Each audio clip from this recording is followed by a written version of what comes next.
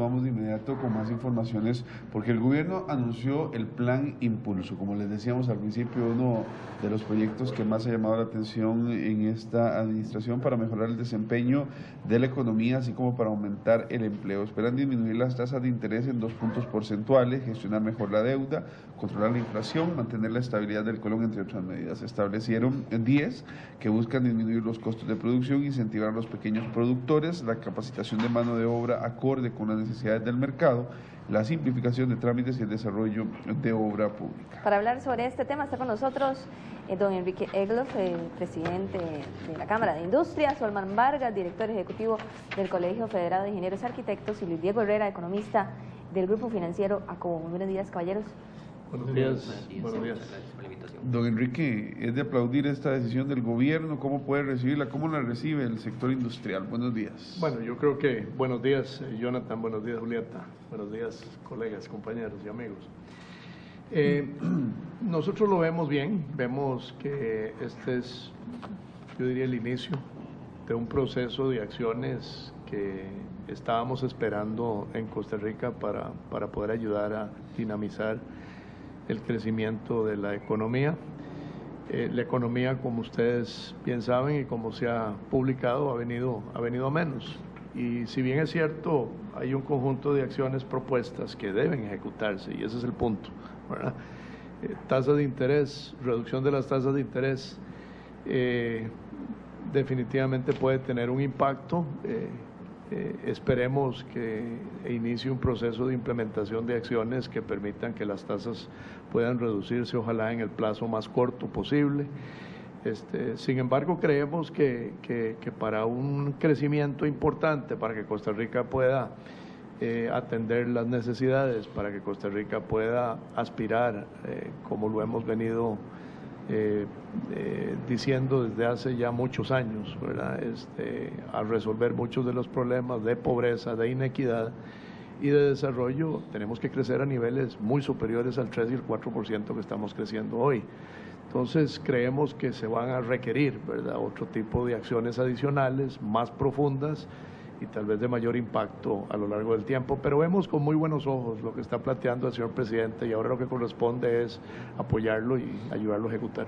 Don Olman, se señalaba que se daría prioridad a proyectos de obra pública importantes, Ruta 32, mencionaba el ministro de Transportes ayer, pero bueno, el proyecto a San Ramón, San José de San Ramón está paralizado, hasta donde tengo entendido, bien, no ha avanzado de la manera más rápida.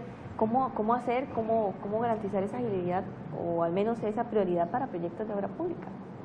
Sí, buenos días. En realidad, las medidas anunciadas ayer para nosotros como Colegio Federado las vemos con gran optimismo desde 2 puntos de vista. La primera que comentaba don Enrique, que es la posible disminución en 2 puntos de las tasas de crédito bancarios.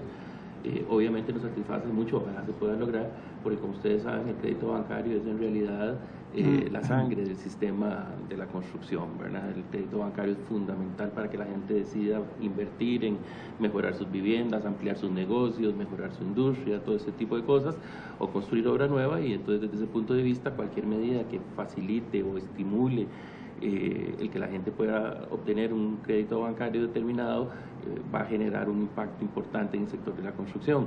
El problema es que, bueno, y eso acá los economistas presentes lo podrán decir, pues no son medidas directas, de directa decisión del gobierno central, sino tienen que pasar toda una serie de cosas, por lo cual creemos que el gobierno central ahora se ve obligado, después de este anuncio, a trabajar muy fuertemente a que eso efectivamente se pueda llevar a cabo.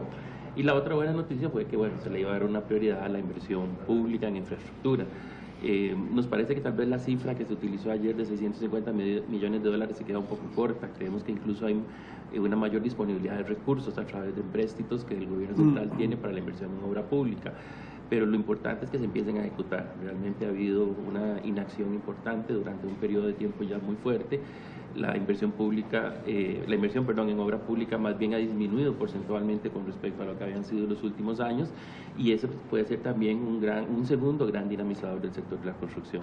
Están los recursos, están las necesidades, todos sabemos cuáles son las necesidades que tenemos a nivel de infraestructura, están los esquemas planteados, pero al gobierno le ha costado en este año y medio de inicio poder empezar a ejecutar, poder empezar a tener acción efectiva y real sobre la definición de nuevos proyectos. Así que bueno, esperaríamos que ahora con este impulso que ya viene directamente desde la Casa Presidencial, las entidades de gobierno encargadas de estas áreas puedan empezar a tener una mayor gestión eficiente y positiva en lo que es ya la inversión directa de los recursos de obra pública. Don Luis Diego, mantener la estabilidad del colón y también la inflación, ¿qué tan contraproducente puede ser esto o qué tan producente también?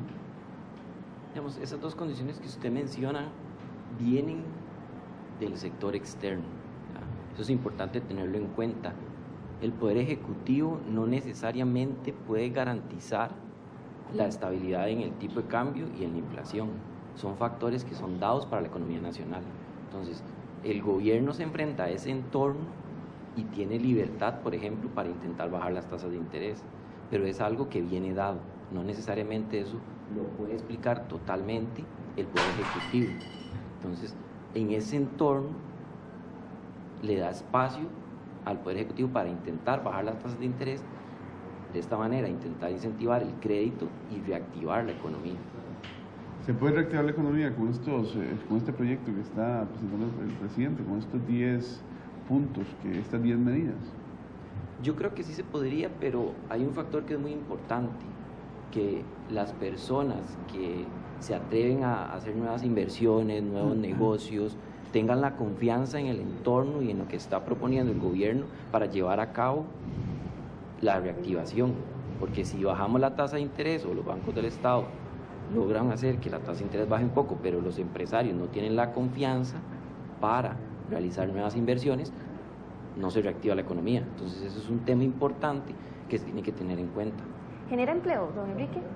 Esta serie de medidas, al tener usted más acceso al crédito, tasas de interés bajas. Sí, mire, si hay confianza y si hay condiciones de estabilidad económica y si hay competitividad, ahí me parece que hay un tema que es de la más alta importancia que hay que señalar y sobre el que vamos nosotros como Cámara de Industrias y desde el sector privado a impulsar acciones que son fundamentales para que si se genera algo de empleo, pues que se genere más empleo. O sea, tenemos que entender que aquí las medidas propuestas por el presidente generan un cierto grado de confianza y eso es positivo.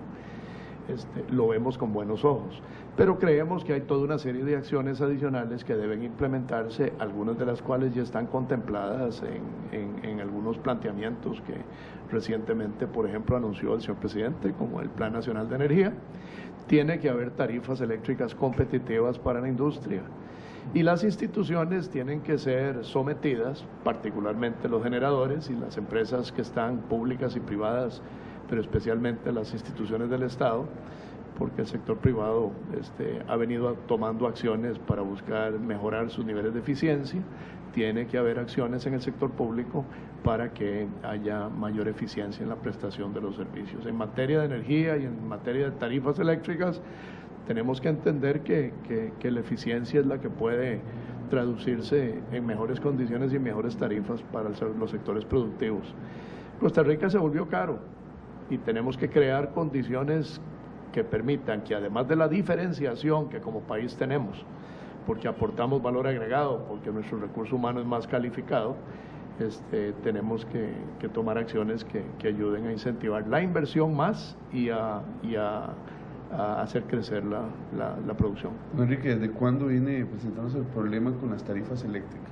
Es decir, se ha empezado a hablar mucho desde unos pocos años para acá, pero eso es un problema de hace mucho tiempo, no es algo por supuesto permanente. Por supuesto, yo creo que esto es algo que viene desde hace muchos años, desde que hace tiempo, yo diría que perdimos en alguna medida el norte. Estamos de acuerdo en que nosotros tenemos que impulsar la generación eléctrica de fuentes renovables, pero tenemos que pensar en fuentes renovables de bajo costo. No podemos seguir generando energía y brindando servicios de electricidad caros. O sea, porque eso no genera empleo, eso no genera inversión, eso afecta la competitividad de la industria, afecta la competitividad del turismo, afecta la competitividad del sector productivo y al final afecta el crecimiento económico. Don Olman, ¿qué es donde debería trabajarse? Usted mencionaba que además de lo anunciado por el gobierno, se deben hacer acciones muy concretas que también compete a otras instituciones. ¿En qué instituciones debe, no sé, agilizarse ese trámite, ese proceso? Bueno, se señalaba por parte del presidente que habrá un cambio en Setena, para dar, que incluso se creará un grupo de profesionales para tramitar proyectos de obra pública prioritarios, pero ¿dónde está ese detalle para agilizar obra pública en nuestro país? Que en lo personal yo no lo percibo, esa agilidad que debería tener la infraestructura en nuestro país. Sí, bueno, hay diferentes factores que podemos mencionar y que en este momento deben de generar ya un cambio por la situación en la que nos encontramos. Probablemente el nuevo gobierno entró, para decirlo de alguna manera, con un nuevo grupo de personas que traían muy buenas intenciones, pero que tenían una inexperiencia importante en el sector público. Y eso ha tenido una curva de aprendizaje que ha sido bastante lenta. Al tener los nuevos jerarcas que empezar a entender y a conocer en detalle cómo eran las administraciones que se les habían designado dirigir, en realidad lo que ha generado es un proceso importante que ya lleva prácticamente 1 año y medio, donde esa curva de aprendizaje se hizo lenta y no se vio o no se ha podido ver una acción directa, como usted bien decía, en una serie de cuestiones que eran importantes y urgentes en temas del desarrollo socioeconómico del país y particularmente el desarrollo de infraestructura y así fue dicho en campaña por los diferentes partidos políticos, era un asunto prioritario, ¿verdad? Que todos esperamos que el nuevo gobierno, independientemente de quién fuera, iba a entrar de lleno y directamente a entrarle al tema de la infraestructura y no ha sido así. En realidad se han hecho algunos esfuerzos, pero incluso los esfuerzos que se pueden haber logrado, como por ejemplo la aprobación del proyecto de Ruta 32 o la aprobación del proyecto de ley del Fideicomiso de San José San Ramón, posteriormente han pasado muchos meses y todavía no ha pasado nada, no han empezado esos procesos a dar frutos o a verse impulsados de una manera activa por el gobierno central. Entonces, definitivamente creemos que ya se ha pasado por esa curva de aprendizaje. Ahora el señor presidente de la República manda una línea, una directriz desde la Casa Presidencial en el sentido de que esa prioridad que todos hemos entendido y conocido ya debe de ser ejecutada, ¿verdad? Que ha sido probablemente el principal problema del gobierno, y entonces entenderíamos que ahora todas estas entidades, después de haber pasado por esa curva de aprendizaje, pues ya ahora sí pueden entrar de lleno a impulsar y a llevar adelante los procesos licitatorios, los diseños, etcétera, de las obras de infraestructura que son fundamentales para el país. Y no podemos seguir con la lentitud con la que se han manejado los procesos ahora. San José San Ramón, por decir un ejemplo, es una obra absolutamente prioritaria, probablemente de las de mayor prioridad en el país, y todavía apenas están terminando de elaborar los términos de referencia con los que se va a salir a contratar el fiduciario. Han pasado muchos meses donde nosotros hubiéramos esperado una respuesta mucho más directa, más activa, más comprometida del gobierno de la República, pero bueno, entenderíamos que ahora esta directriz general que envía el presidente, y así la entendemos como una directriz presidencial, pues tendrá que obligar necesariamente a las entidades ya ministeriales a entrar muchísimo más de lleno y con muchísima mayor fuerza en la ejecución de todos estos proyectos. Don Luis Diego, aunque no es el gobierno que se puede comprometer a mantener la fuerza del Colón ni a mantener la inflación, sí sus políticas, como estas decisiones que han tomado, pueden influir en que eso cambie o no cambie. En la parte cambiaria, lo que ha dicho el Banco Central es que ellos respetan la tendencia del tipo de cambio.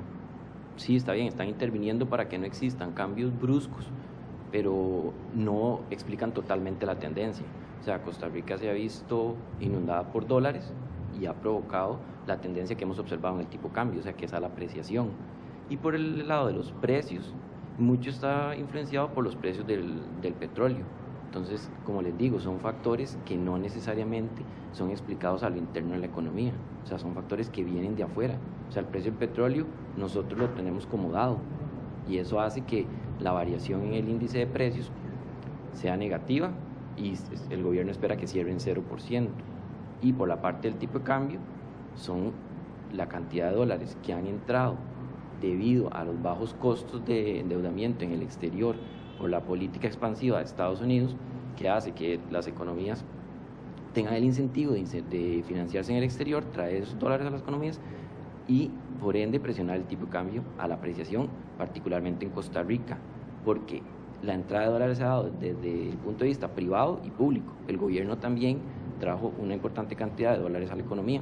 Entonces, esos factores son explicados desde un punto de vista externo, no necesariamente se determinan aquí a lo interno de la economía. El gobierno pretende bajar las tasas de interés en 2 puntos porcentuales. Además de esta directriz del gobierno o esta pretensión, ¿a quién le corresponde, Luis Diego? Es decir, se da de parte del gobierno esta señal, pero a fin de cuentas, ¿quién la debe aplicar para que el beneficiado sea el costarricense, el cliente, el que solicita préstamos o el que ya tiene? Sí, lo que mencionó ayer don Olivier es que eso no depende únicamente del gobierno y del Banco Central, sino que también ellos dan la directriz a los bancos del Estado para intentar bajar las tasas, ¿verdad? Entonces mucho está en que realmente se bajen por ese lado las tasas de interés. ¿Banco público y privado? Digamos que tiene más persuasión moral sobre los bancos del Estado, pero bueno, si empiezan a bajar las tasas, los bancos del Estado, privados, perdón, también tienen que ser competitivos, además, y estamos hablando de que las carteras más grandes en este momento están en manos públicas, es decir, sí podríamos pensar que podría beneficiar de alguna manera esta reducción de las tasas, o no, es decir, estamos metiéndonos a competir al mercado, o el Estado se está metiendo a competir dentro del mercado. En definitiva, eso debería beneficiar de alguna forma, ¿o no? O sea, si se da la disminución en la tasa de interés, sí hay beneficio. ¿Cuál específicamente, concretamente? El costo de financiamiento, por ejemplo, para los empresarios es menor. Las personas que tienen créditos ven reducidas sus cuotas de los créditos, entonces tienen más ingreso disponible, ya sea para gastarlo, para ahorrarlo. Entonces sí hay beneficios. El tema está en que realmente se logre hacer la disminución en las tasas de interés. Don Enrique, estos beneficios podrían trasladarse a los empresarios, a las industrias. Vemos que, por ejemplo, el Banco Nacional tiene reservas grandísimas, también el Banco de Costa Rica podría ya irse trasladando eso para mejorar la economía. ¿Cuál es su posición con el tema de las tasas? Con el tema de las tasas hay un elemento que es de la más alta importancia, digamos, incorporar al proceso, y es el tema de acceso a crédito. Nosotros tenemos que crear condiciones que permitan que el sector productivo y en general las medianas y pequeñas empresas especialmente puedan tener acceso fácil al crédito.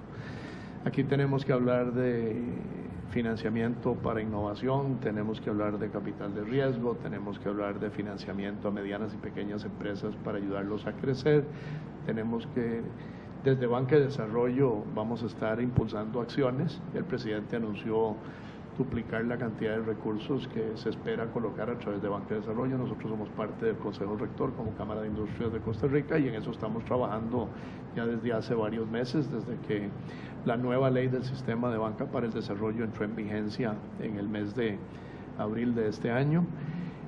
Pero hay que crear condiciones de mayor facilidad para que el sector productivo pueda tener acceso al crédito, porque de nada sirven las tasas de interés más bajas si el sector productivo no puede accesar el crédito. Hay que simplificar los requisitos, hay que reducir los requisitos de manera tal que el sector productivo pueda tener acceso al crédito.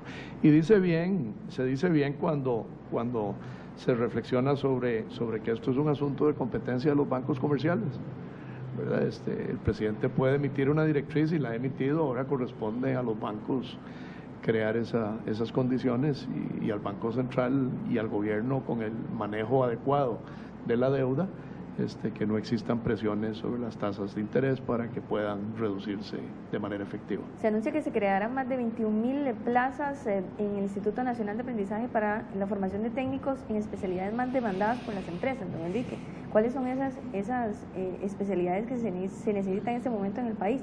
Y realmente se requiere esa cantidad o más de especialidades. Sí, se requiere esa cantidad o más. Definitivamente el sector productivo a través de los años ha visto como las instituciones de educación superior no forman el recurso humano que el sector productivo necesita. En el INA se están generando las condiciones para impulsar técnicos en las diferentes áreas de mayor oportunidad, de mejores condiciones de empleo y de mejores condiciones de compensación, inclusive por las empresas que así lo demandan, ¿verdad?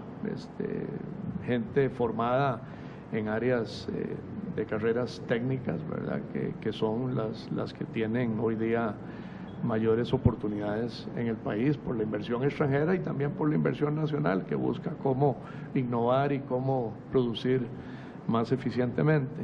Y el sector turismo, por supuesto, también. Nos preocupa la falta de respuesta de parte de las universidades estatales, ¿verdad? Que deberían de formar más recurso humano en las áreas técnicas, en las áreas de ingeniería. Ese es un tema que todos desde hace muchos años hemos venido compartiendo. Estamos de acuerdo en que se le den los fondos que se requieren para la educación superior, pero también estamos urgidos de que nos generen respuesta, de que nos den el recurso humano que necesitamos. Don Holman, en el tema de simplificación de trámites, ustedes desde el colegio han hecho un cambio abismal en esto. ¿Cómo podrían ustedes colaborarle a otras entidades o a otras partes del Estado que ahorita están tan entrabadas con el tema de simplificación? Ustedes lo han reducido casi que a niveles mínimos en la ejecución de los proyectos. ¿Cómo podríamos replicar esto en otras áreas? Sí, estamos trabajando muy fuertemente en eso. En realidad el trámite de un permiso de construcción tiene 3 tiempos. El primer tiempo sería lo que son los trámites previos, cuando usted tiene que ir a pedir la disponibilidad de agua, los retiros, el uso de suelo, todo ese tipo de cosas. El segundo es el trámite institucional y el tercero es el trámite municipal. Hemos tenido grandes avances, como usted bien dice, en el trámite institucional y en el trámite municipal. Pero donde estamos pegados en este momento es en los trámites previos. Dependiendo del tipo de proyecto, hay más de 24 instituciones a las que se tiene que visitar para diferentes... para solo permiso. Sí, dependiendo del tipo de obra que vaya a desarrollar, en determinado momento necesita el uso de suelo, la disponibilidad de agua, los retiros, si pasa frente a una calle pública, una gran cantidad de cosas. Y cada una de esas cosas usted tiene que ir a conseguir el documento correspondiente, de la autorización correspondiente a diferentes instituciones. Entonces lo que queremos es meter dentro del proceso de simplificación todo ese proceso, que el usuario, ya no solo el profesional de ingeniería en arquitectura, como ahora hacemos en un trámite institucional, sino ya el usuario corriente pueda desde sus casas poder accesar y conseguir toda esa información de manera electrónica. Es un proceso que estamos coordinando junto con el Ministerio de Economía, Industria y Comercio y también con el apoyo del Ministerio de Vivienda, y es el colegio el que lo está desarrollando. Ya hemos hecho todo un proceso muy fuerte de levantamiento de todos esos pasos y esos requisitos, y ahora entraríamos en una segunda fase, que es ya desarrollar un software específico para que pueda ser utilizado por el ciudadano y se puedan simplificar y sobre todo bajar los tiempos enormes que hay ahora en conseguir todos esos documentos previos que se necesitan después para obtener un permiso de construcción. Eso resta competitividad, perdón, Julieta, eso resta competitividad, don Enrique, totalmente, este exceso de trámites, sí, en por esto supuesto. Y otro montón de cosas más. Por supuesto, nosotros creo que tenemos que lograr que el Ministerio de Economía y las diferentes dependencias del Estado asuman un rol más dinámico, más efectivo para simplificar los trámites. Hacienda, por ejemplo. Hay duplicaciones y hay excesos de requisitos que las diferentes dependencias de Hacienda, que no se hablan entre sí, ¿verdad? Le exigen a las empresas. Y está bien, tiene que haber control, tiene que haber fiscalización, pero tiene que haber fiscalización. La fiscalización, tal y como lo establece la legislación y la ley 8220, nos debe cobijar a todos, absolutamente a todos. Y la ley debe de cumplirse. Por otro lado, me parece que hay una serie de temas que son importantes de señalar y que, si bien es cierto, se está trabajando en ello, nosotros estamos haciendo planteamientos muy serios y asumimos posiciones muy firmes. Nosotros no podemos seguir sosteniendo la ineficiencia. Y voy a citar un ejemplo típico que está en este momento en la opinión pública: Recope. Aquí tenemos una institución que refina en cuanto a recurso humano, pero en cuanto a combustibles, cero. No refinamos absolutamente nada. Y estamos sosteniendo un aparato que le está costando a los costarricenses, sin menospreciar y sin dejar de señalar, obviamente, el tema de los impuestos. Hay que crear mejores condiciones para incentivar la producción, entonces se requiere trabajar en otras áreas. Vemos esto que está planteando el señor presidente como una señal muy positiva y el inicio de un proceso que tiene que incorporar otros temas y que tiene que hacer que un Consejo de Competitividad que fue creado por decreto funcione con mayor efectividad y mayor diligencia que la forma en que está operando hoy día. Luis Diego, además de esto, del mantener la estabilidad del colón, mejorar el manejo de la deuda, reducir las tasas de interés, hay medidas como aumentar la compra del programa del Consejo Nacional de Producción de los pequeños y medianos productores, también aumentar la cartera de crédito para los préstamos de banca para el desarrollo. ¿Eso cómo ayuda, cómo beneficia o cómo impulsa la economía? Pues por una parte, si los pequeños productores pueden tener acceso al crédito y tienen más crédito, pues eventualmente podrían generar más actividad económica. Por la parte de que les compren la producción, ahí lo que yo no sé es cómo lo haría el gobierno. O sea, ¿quién compraría esa producción necesariamente? ¿O le van a ayudar a que el pequeño productor ponga su producción en el mercado o lo va a comprar el gobierno? Ahora, al final de cuentas, lo que está haciendo con la medida que plantea el Poder Ejecutivo es crearle demanda a esos productos. La duda que surge es cómo van a hacer eso. Pero al final de cuentas lo que buscan ahí es reactivar la economía. Pero sí es importante que, digamos, que los pequeños productores les aumenten el crédito. Bueno, está bien, pero que tengan acceso a ese crédito. Y por otra parte, no me queda claro quién va a comprar esa producción. ¿Va a ser el gobierno o va a ser que le van a ayudar al pequeño productor para que ponga su producto en el mercado? Es un tema que no está tan claro en la medida que plantea el Poder Ejecutivo. ¿Qué plazo tendría que haber para que se dé esa reactivación de la economía? O se note ese impulso si son efectivas esas medidas. Pues tiene que pasar al menos algunos meses. O sea, ya la actividad económica muestra 5 meses de aceleración, entonces ya la actividad se viene acelerando. Ahora, los resultados de estas medidas no van a ser inmediatos. Tiene que pasar algunos meses para que se empiecen a ver los resultados. En este caso, el gobierno está impulsando todas estas medidas, pero hay otro tema que es muy importante, don Enrique, que es el tema del equilibrio fiscal, que es quizá uno de los temas donde hay más divergencia de opiniones. ¿A qué estaría llegando, a qué acuerdo o cuál consenso habría entre los empresarios industriales para aligerar proyectos, no sé, como evasión fiscal, el mismo tema, no sé si entrar a valorar impuestos, sino más bien darle un poco más de fuerza a la administración para que cobre? Todo eso también es fundamental en el equilibrio al final de la balanza del país. Sí, y dice bien Jonathan, cuando usted señala balance, ¿verdad? Tiene que haber un balance entre la gestión de cobro y la fiscalización y los derechos del que paga los impuestos.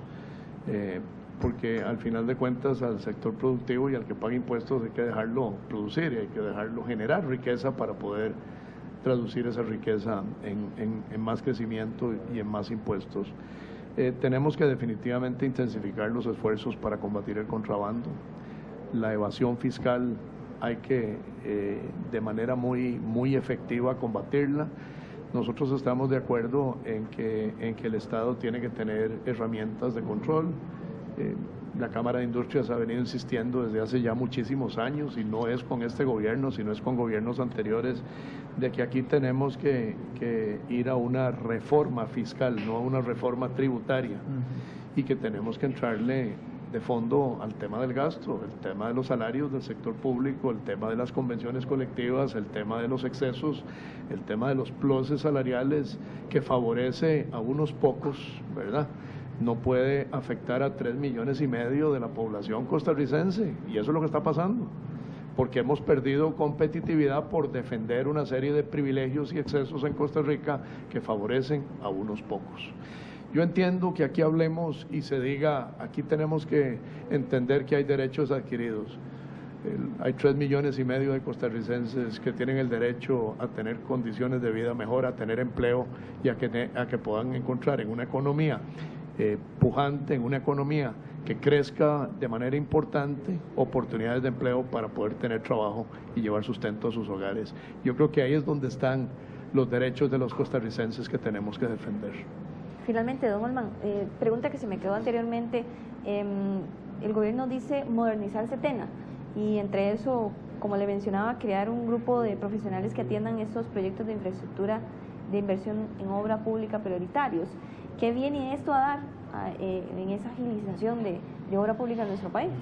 Sí, bueno, la Setena es todo un tema. Es importante decir que está en este momento en un proceso de una consultoría que está haciendo toda una revisión, ¿verdad?, de todo lo que es el funcionamiento de la Setena, y uno esperaría, y ha sido muy participativa, nosotros hemos participado en eso y también una serie de organizaciones e instituciones, y esperaríamos que el resultado de esa consultoría venga a dar una línea importante en una modernización de la Setena como un todo.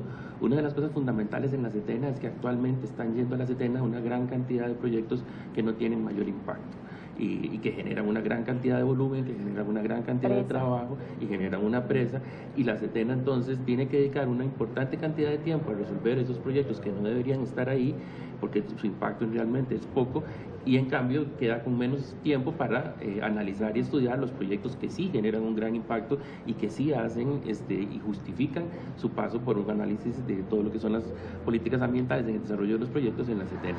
Entonces nosotros entenderíamos que la Setena necesita necesariamente cambiar lo que son los alcances de su acción para eliminar una gran cantidad de proyectos que están yendo que no tiene mayor sentido y concentrarse en los proyectos importantes, en los proyectos de gran impacto para el desarrollo del país.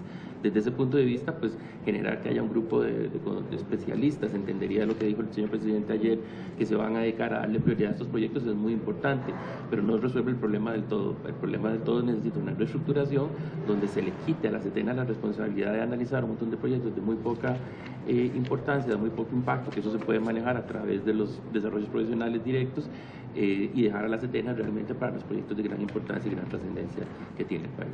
Estos temas sin duda estarán abarcando la agenda pública en los próximos días y semanas, y estaremos dándole cobertura amplia a un tema que está afectando directamente y que va a afectar directamente, Julieta, el bolsillo de los costarricenses y la posibilidad de generar muchísimos más empleos y ver si podría entrar a mejorar una economía que ha venido ahí un poco queda. Muchísimas gracias a don Luis Diego Herrera, economista del Grupo Acobo, a don Enrique Egloff de la Cámara de Industrias, a don Olman Vargas, director ejecutivo del Colegio Federado de Ingenieros. Sí, así es.